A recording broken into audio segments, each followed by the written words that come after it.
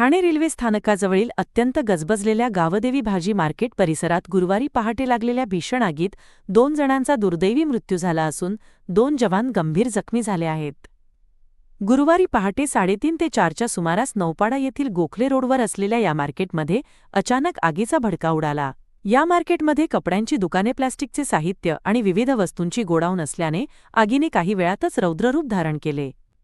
घटनेची माहिती मिळताच ठाणे महानगरपालिकेचे अग्निशमन दल, आपत्ती व्यवस्थापन विभाग आणि स्थानिक पोलीस पथकांनी घटनास्थळी धाव घेऊन आग विझवण्यासाठी युद्धपातळीवर प्रयत्न सुरू केले. या दुर्घटनेत ठाणे अग्निशमन दलाचे स्टेशन अधिकारी सागर शिंदे आणि महापालिका सुरक्षा रक्षक काळूशंकर गाडेकर यांचा कर्तव्य बजावताना होरपळून मृत्यू झाला, तर स्टेशन अधिकारी सुजित पष्टे आणि तांडेल समीर जाधव हे 2 जवान गंभीर जखमी झाले असून त्यांच्यावर उपचार सुरू आहेत. या आगीत व्यापाऱ्यांची अनेक दुकाने आणि गोडाऊन जळून खाक झाली असून कोट्यवधी रुपयांचे नुकसान झाल्याचा प्राथमिक अंदाज आहे.